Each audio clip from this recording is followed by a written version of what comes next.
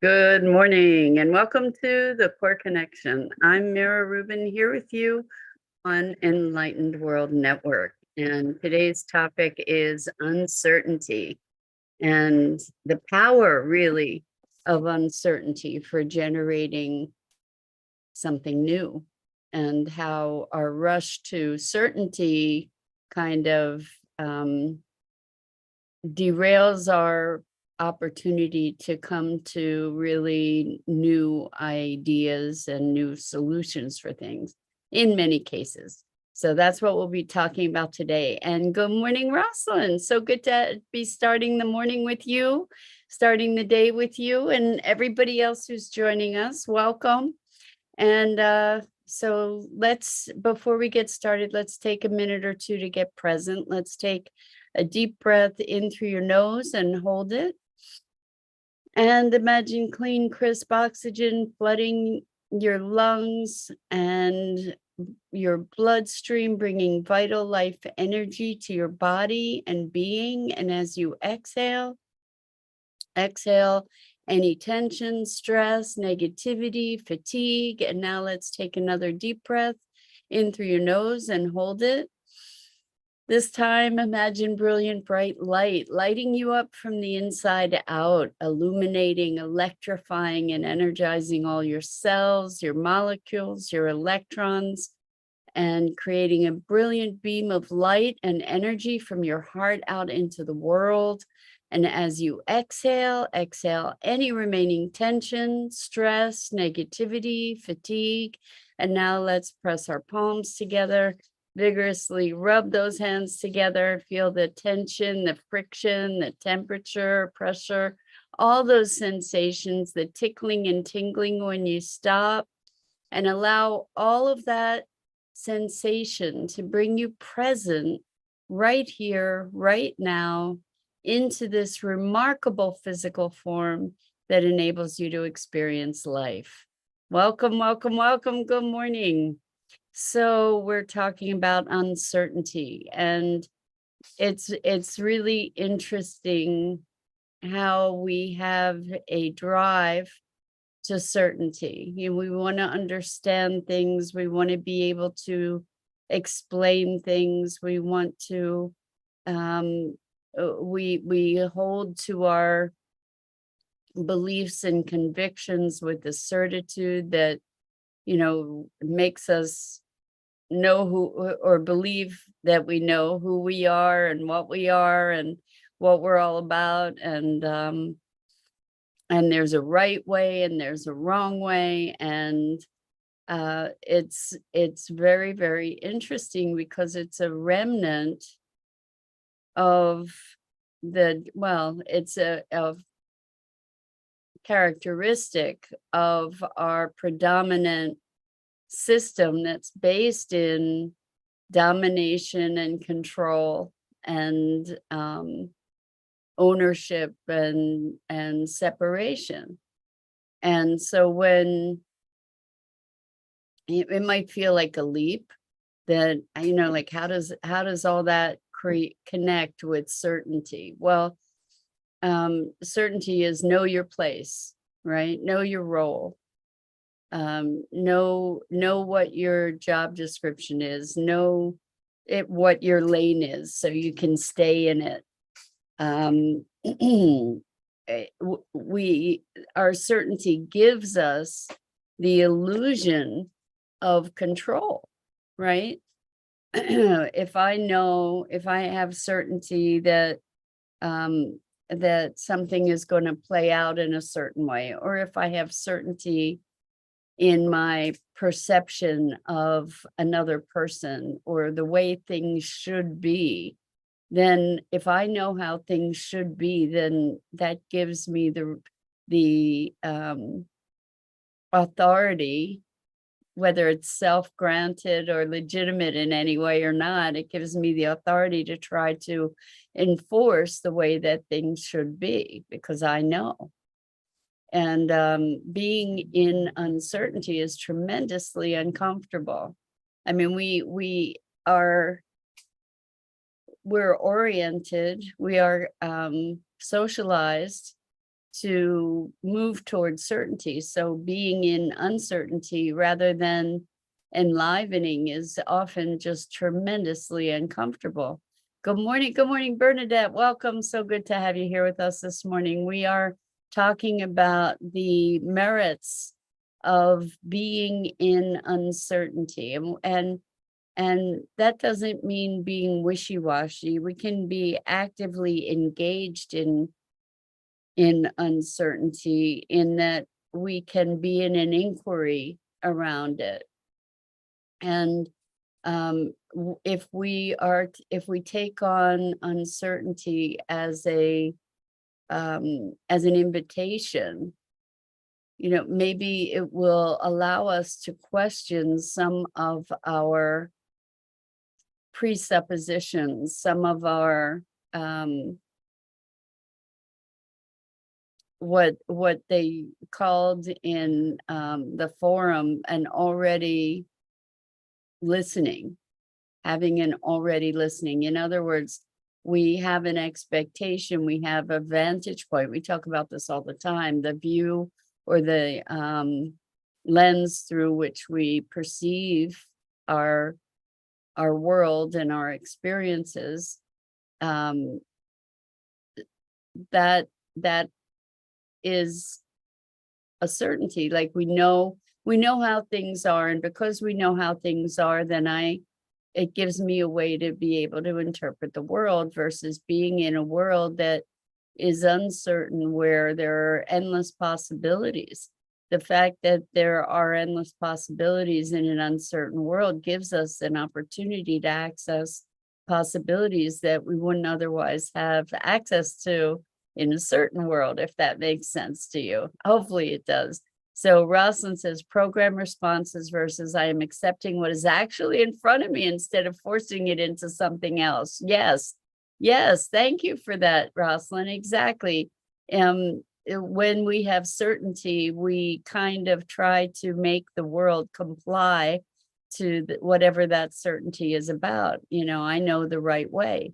The other thing is, like, familiarity is something that is a way that certainty masquerades sometimes. It's like, oh, I know what this is, right? Like I have identified this thing, and therefore I know what it is, and I don't have to be present to it anymore. I don't have to be really engaged with it anymore, because I know what it is. Like I know this person is this way, so I don't have to keep being present to who that person may be or may express themselves as in this moment. I can just kind of dismiss or allow myself to not be engaged, to not be truly present. Bernadette says, that's how you can learn what you may like or dislike. Can't do the same thing because we need to live, opposed to existing. Thank you, Bernadette. And to your point, living is a dynamic process. So I may not have liked something, a certain food, for instance, as a kid, and then as an adult, I really enjoy it. So who knows? We are dynamic beings, and life is a dynamic process. And in the process of life, there is change and transformation. So you've heard me often say my working hypothesis is, it's because it is a theory, it's a working idea. It's not something that I am absolutely certain about. And when we allow ourselves to reside in uncertainty, like to embrace uncertainty, then the question of, is there another way to see this? Is there another way to think about this? Is there another way to conceptualize this or contextualize this situation, this question, this circumstance what we can do when we ask that kind of question is we're opening to new dimensions of possibility. And in the time that we are experiencing right now, which is an unprecedented time in human history, in terms of all the challenges that we're facing individually and globally, we are called to come up with new solutions or new approaches to things that we don't have an historical basis for. And we often gain our certainty from the past, which is really interesting. What we do is we develop this sense of knowing, this sense of certainty, and it's from our past experience, and then we project it into the future, which may or may not be that same kind of circumstance. It's unlikely that it will be the same circumstance, and our certainty can blind us to the potential that is available to us in that new future. So we can hold something as a hypothesis and test it. And that way we can benefit from perhaps the wisdom that's available from the past, while also leaving ourselves open to new possibility and new ways of thinking and being. So Rosalind says, what's the secret? The fear prohibits access. What's the fear? Fear of letting go of the known. Am I safe now?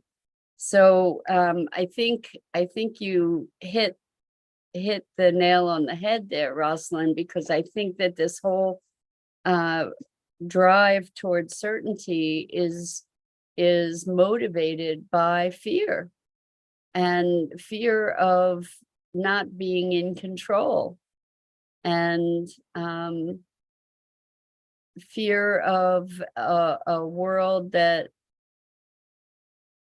is unknown.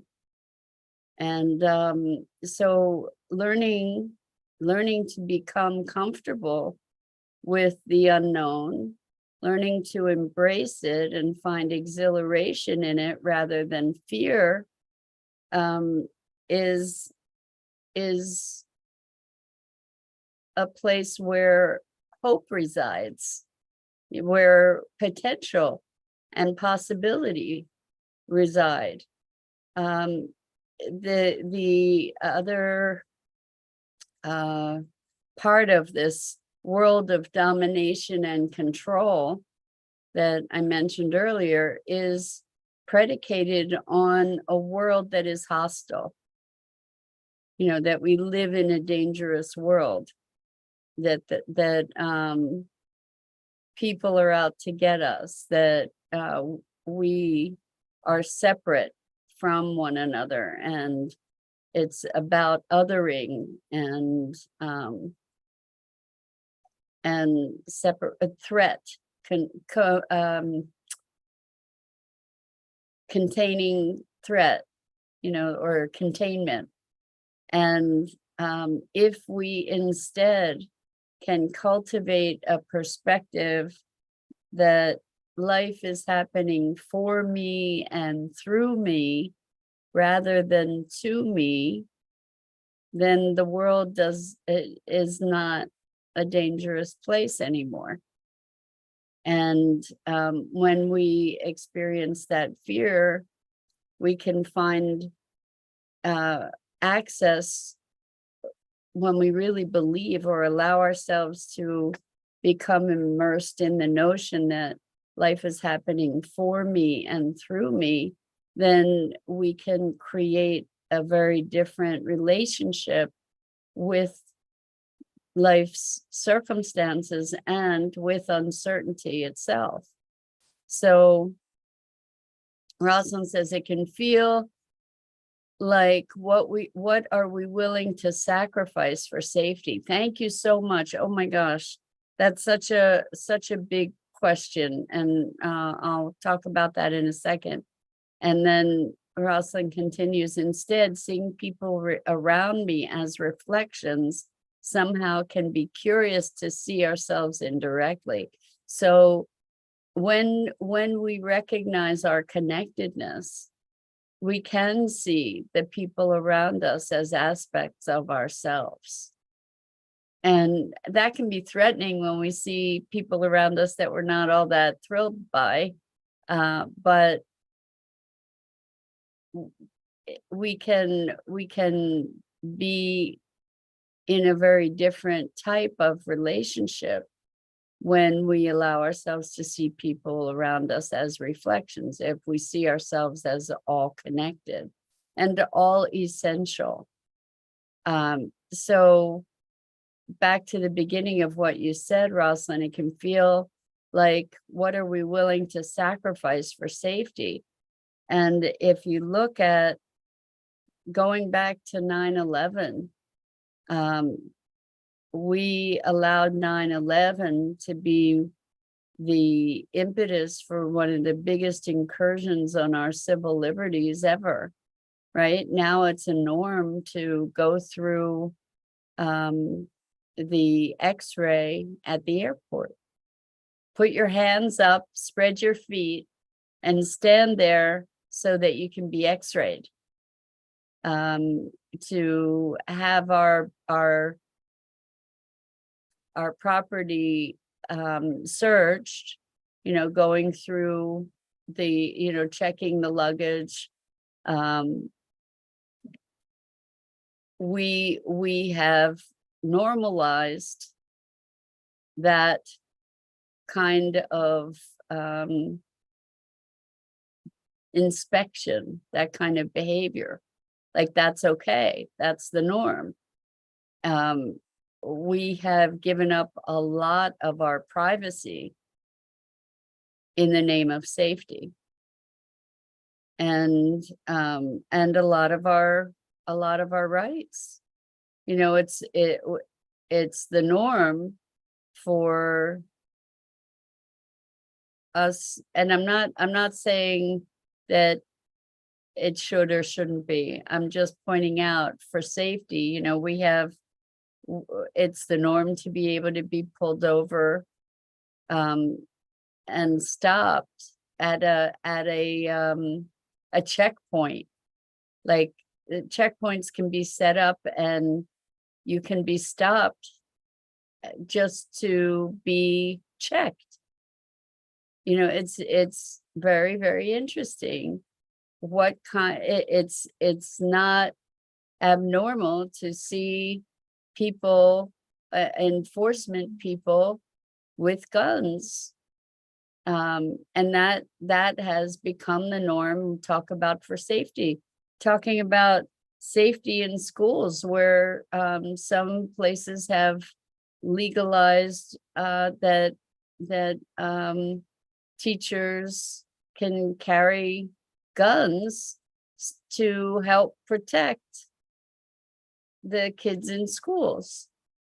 So it's interesting what we allow in the name of safety, what we're willing to sacrifice.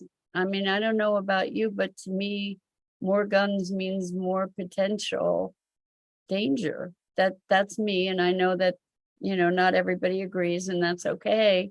We can agree to civilly disagree. But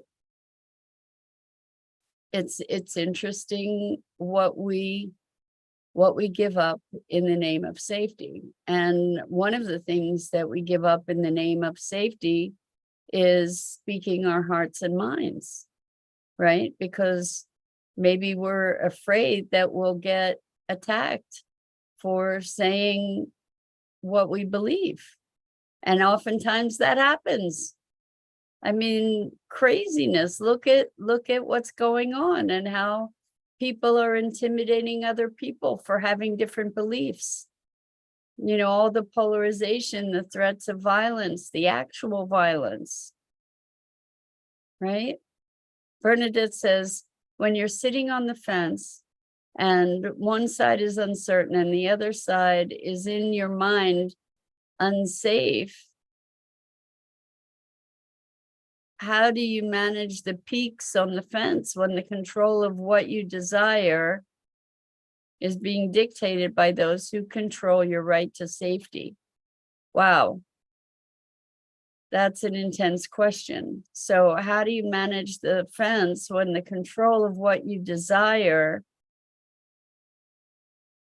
is being dictated by those who control your right to safety? Well, it's kind of how our system works, right? This is all part of trying to have the certainty that we're safe, right? We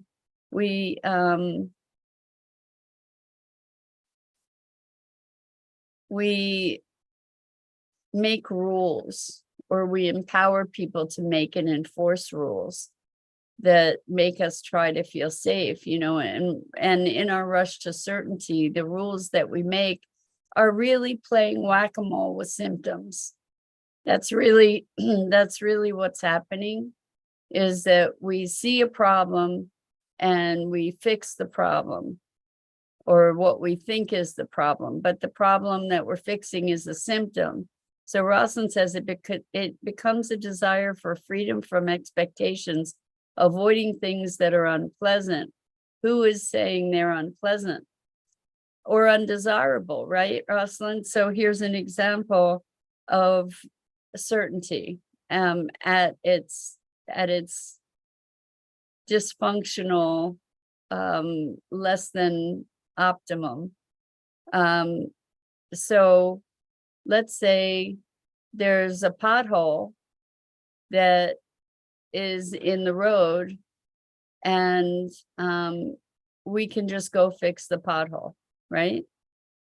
Well, what happens? What if that pothole is in the road because every time it rains, the water is deflected in such a way that it's wearing that part of the road?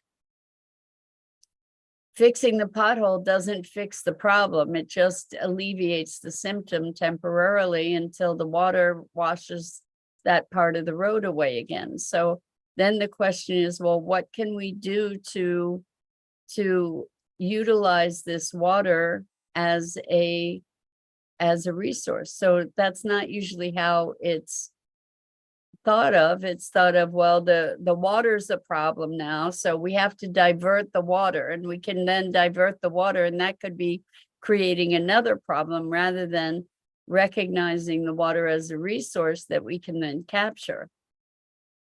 And then we have a system that is feeding itself. So in the rush to solve the problem, the rush to certainty to fix it, oh, we got that one off, we can check that off the checklist. We have allowed another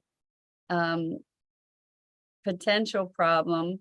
We've just forestalled the problem, in other words.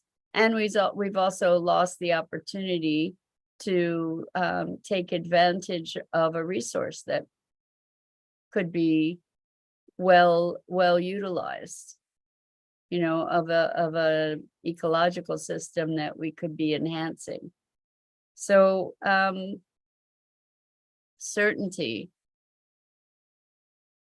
I think that there's such a drive toward what we consider productivity that we just want to get stuff done, and we don't think about what it is we're doing. And so uncertainty hopefully allows us to slow down, step back, have a deeper look, have a more thorough perspective, relationship with the larger workings of the system that we're addressing. And being willing to be in the question. It is disruptive. It's disruptive to be in the question. It's disruptive to not know. And yet it's a new, it's probably partly it's so disruptive because it's unfamiliar. So as we allow ourselves to